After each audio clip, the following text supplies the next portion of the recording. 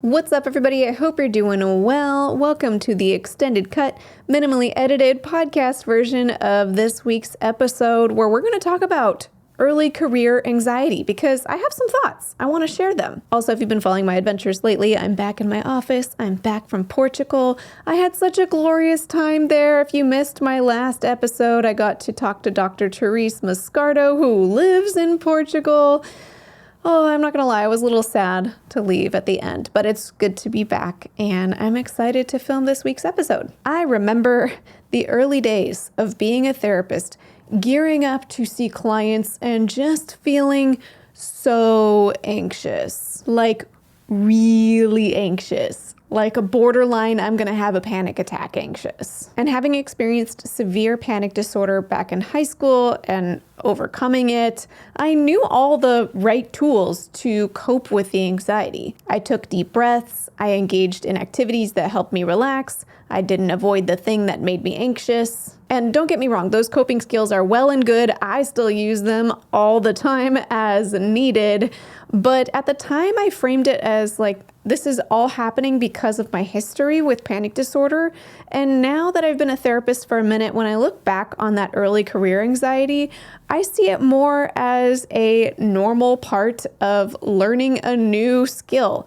Dare I say, a healthy part of practicing becoming a therapist. And given that, I think I could have interacted with the anxiety a bit differently to help it stay contained and take up the appropriate amount of space in my body, rather than sometimes threatening to take over and overwhelm my system. So just in case I'm not the only one who's felt this way early in our career, or let's be honest, at any point in our career, I thought I'd share some of those tools here in case they might be helpful to you. Also, in a second, for those of you who are watching along, you're going to notice a sudden outfit quick change. That's because I filmed this video earlier this week and then lost the footage where I introduced the video for some reason.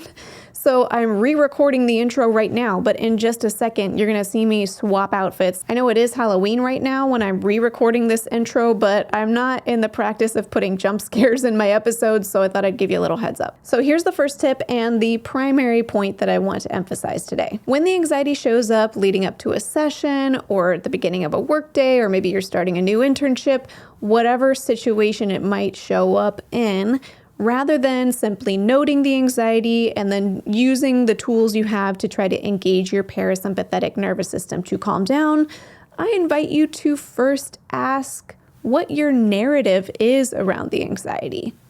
Let me explain, and in order to do so, here's that outfit change I told you about. I think both as a society and as a profession, we've become so prone to wanting to reduce or eliminate anxiety whenever it shows up that we often forget that anxiety is a very appropriate response in certain situations. So then what can happen is we can find ourselves in whatever kind of career situation we might be in, the anxiety pops up and we see it like a fire that we need to put out. Like, let's extinguish that anxiety. The fact that it's present is already an issue. It shouldn't even be here.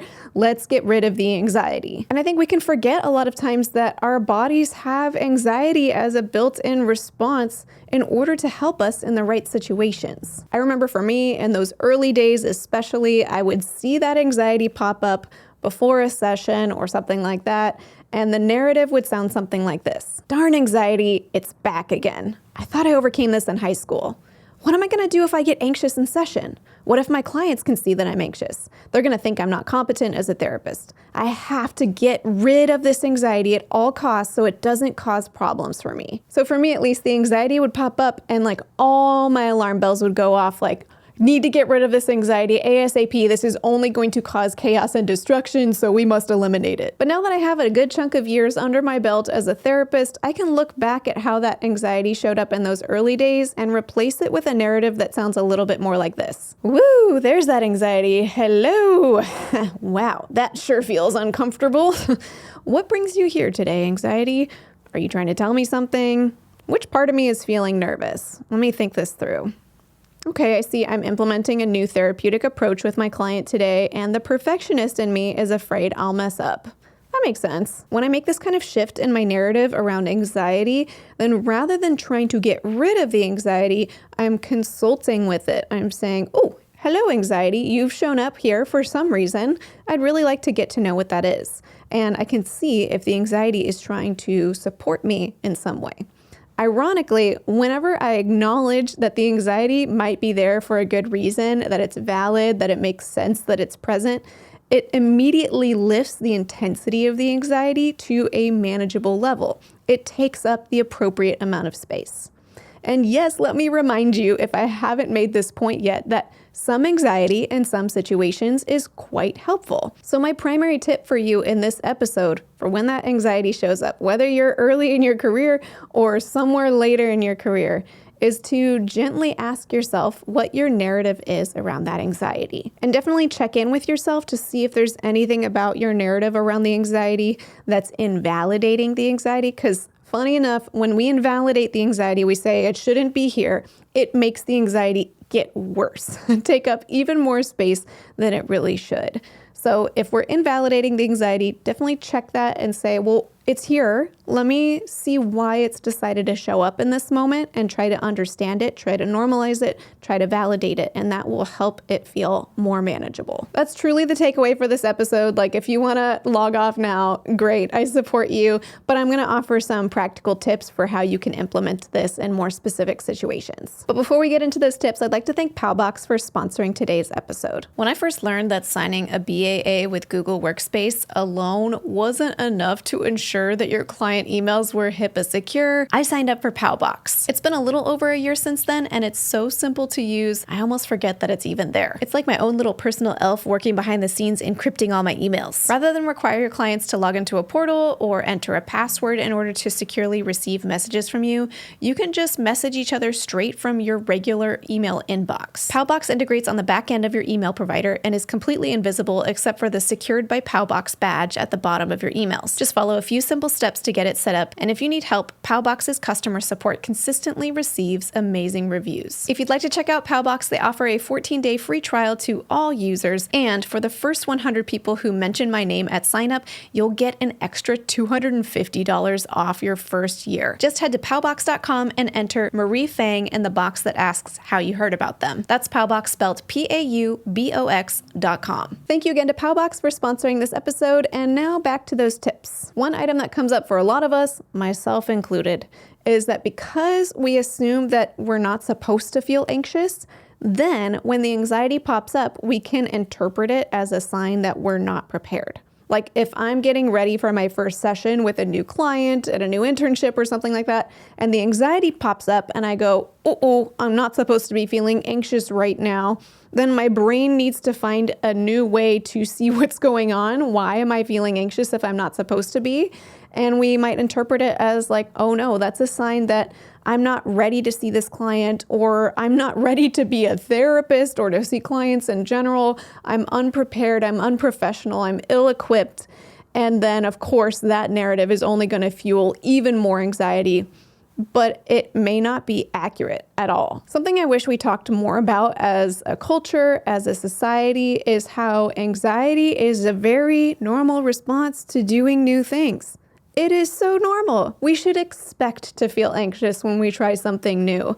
If you're learning a new musical instrument, you're going to be clunky with it for a while and uncomfortable. And then if somebody said, hey, you need to do a recital with that musical instrument while you're still learning how to play it, of course you're going to feel anxious. And if we come to assume that anxiety is a natural part of learning something new, especially if we're expected to perform while we're learning, which is what we do as therapists and training, we're seeing therapy clients as we learn, then when it shows up, we can just flag it as like, oh yeah, this is what it feels like to do something new. It's uncomfortable. I should assume that I'm going to feel this way for a little bit. And maybe as I get more familiar with this, it'll feel more and more comfortable. But right now, of course I'm anxious. It's new. It's terrifying. That's all just well and good. It's dandy to feel this way. So if you're noticing that you're interpreting the anxiety as a sign that maybe you're not competent, pause, ask yourself, hold on a second. Am I maybe just feeling anxious because this is so new and I'm also having to perform while I'm learning how to be a therapist? In other words, can you reframe it to be a more accurate reflection of reality? As we're talking about this, I'm reminded of Angela Duckworth's research on grit, which If you haven't heard of this at all, I'll link below to a great TED Talk from a number of years back where she spoke about this. And she also has a book that she wrote called Grit. Essentially, she found that grit is really what's behind success for us. Most of us aren't just like naturally talented and we just excel magically. There are maybe some in that category, but for most people who achieve continued long-term success, they have grit, which she defines as a combination of perseverance and a passion for long-term goals. And perseverance, by definition, is continuing to do something even when we face obstacles going through it. And anxiety could be perceived as an obstacle. So when you're feeling anxious, you could just see it as like, this is my opportunity to practice some grit, which the more we exercise that muscle, the more likely we are to find success with whatever our long-term goals are. The next tip, if you're feeling anxious when it comes to anything career related, I think it comes as no surprise, but if you can, definitely discuss it with trusted peers, supervisors, superiors, colleagues, whomever you trust around you, to basically kind of have that moment of like, I'm feeling nervous, I'm feeling anxious, and to just have someone outside of yourself normalize it for you and say, hey, it's okay. I feel anxious today. I have so many memories of doing exactly that as a practicum student, as an intern, because at least for me and most of my placements, there were a lot of us in the exact same boat, the exact same phase of our career.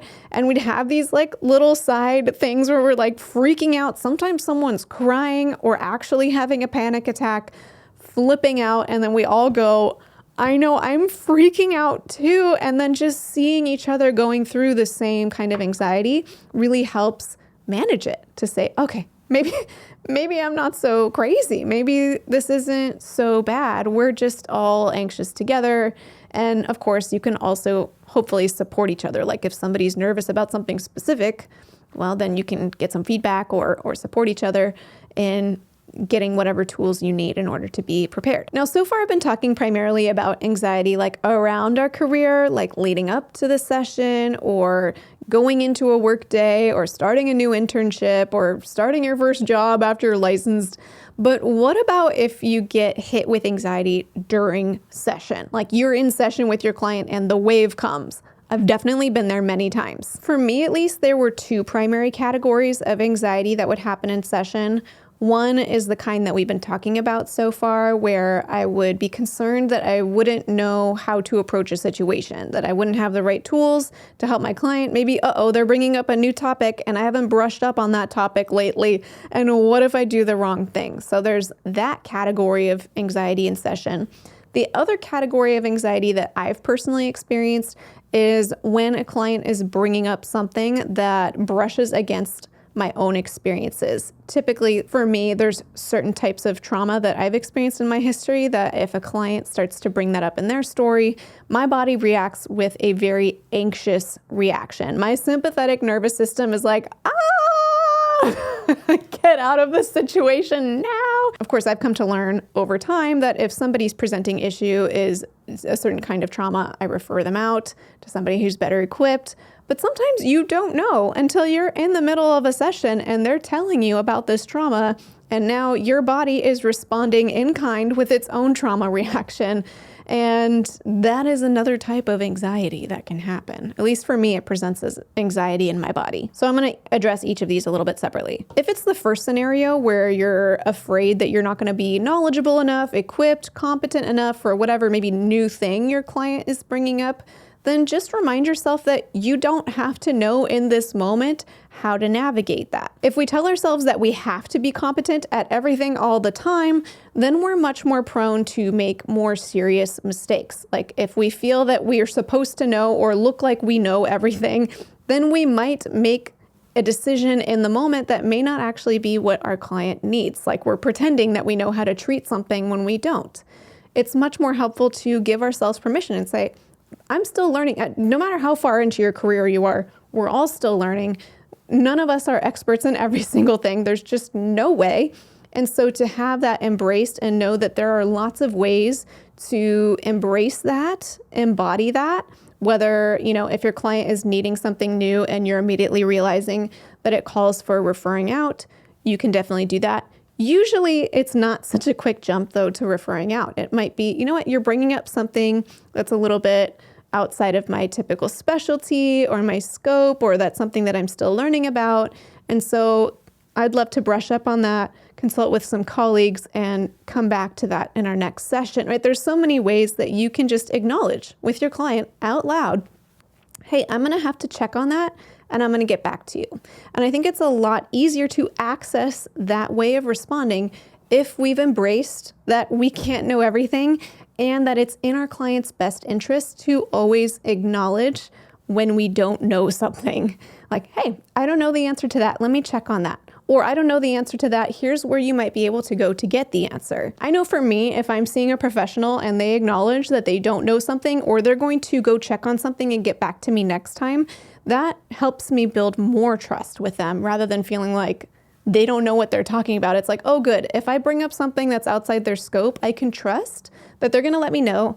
They're going to go get outside support to make sure I get the care that I need rather than just like making up a bunch of stuff. Now, if it's the latter scenario I described where you're having more of like a trauma response that looks like anxiety, then of course, utilize the coping tools that I mentioned at the beginning. If you can practice some deep breathing or, do what you need to kind of compartmentalize and take care of yourself in the moment.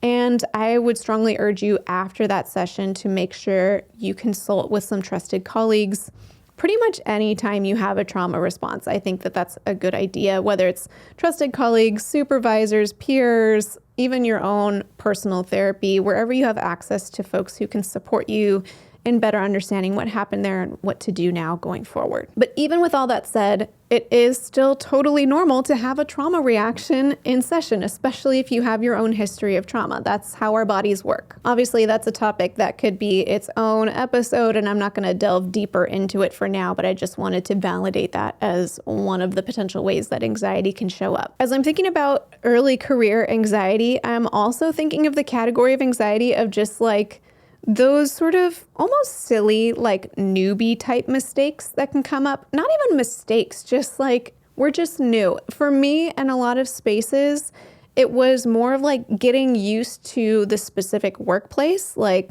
I don't know, maybe in one workplace, I'm supposed to be doing an assessment with a computer open in front of me. And the very first time I'm doing an assessment, I'm having trouble logging into the computer. And it's like, it has nothing to do with like, I didn't remember that therapeutic technique. And it's literally like, I don't know how to get into this computer and I'm 5 minutes into session with this person and I'm not sure, do I like call IT or do I cancel the session? Just like, it's just silly mistakes. And it could be so easy to start to feel really anxious, at least for me, in those situations historically. But if you're hitting some sort of like small scale mistake like that, like you don't know where you put your clipboard or your pen or like these things that aren't particularly like quote unquote therapeutic, but how you react in those situations could have kind of therapeutic outcomes.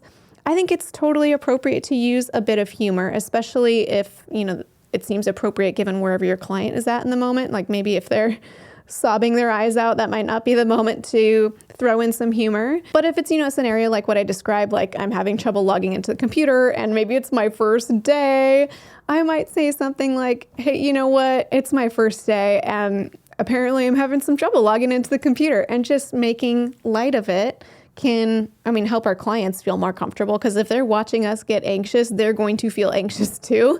So if we can sort of diffuse our own anxiety with those sort of small little mistakes, that's going to also help our clients feel more comfortable. Above and beyond kind of like silly technical issues or like losing a pen or that sort of like silly small mistake, I think it is really important to understand and embrace that while we're learning, we will make mistakes. Like maybe I realized that therapeutic technique that I applied that day really didn't quite make sense given whatever was coming up for my client. And what's more important is to embrace a learner's mindset, be open to shifting, open to feedback, open to learning something new, rather than saying like, I have to get it right, I can't make mistakes. It's always okay to come back to our client the next session and say, you know what, last time I tried this thing with you and I thought about it a little bit after, and I'm realizing that maybe something else might be a little more helpful. Can we talk about that? Are you willing to make a change?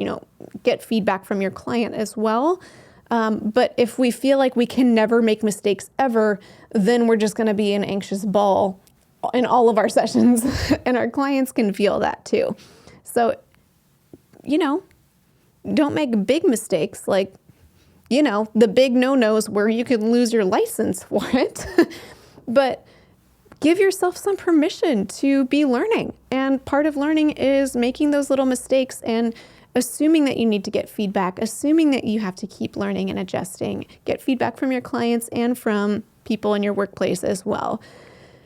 And just keep going. It's okay. It's okay to make mistakes. I still make mistakes now. Like, there's no point in your career where you stop making mistakes.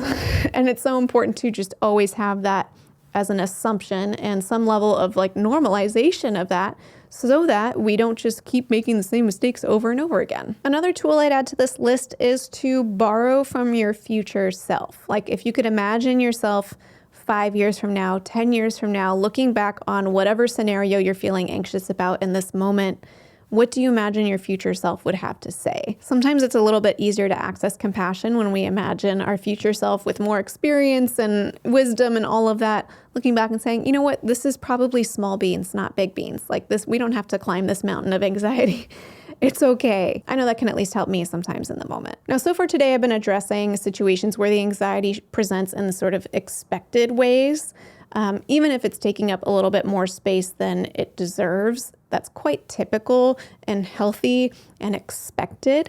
However, if the anxiety is really overwhelming, taking up above and beyond the amount of space than we would even expect as we're learning something new, like you're having panic attacks in lots of sessions or panic attacks leading up to every session, or you're just carrying that high level of anxiety in your body throughout your workday or at all times, then I do encourage you to really evaluate what might be going on. I mean, sometimes it can still be something a little bit more simple, like just monitoring your caffeine intake and your sleep and exercise. That sort of thing might be enough to kind of bring it back to a manageable level. But there could be something more going on that might not be able to be altered simply by kind of like embracing a more normalized, validating narrative. I'm no stranger to the anxiety taking over. I mean, I mentioned I had severe panic disorder throughout high school, and I know what it feels like to just have anxiety completely overwhelm your entire nervous system and not be able to like calm it down through the like traditional techniques.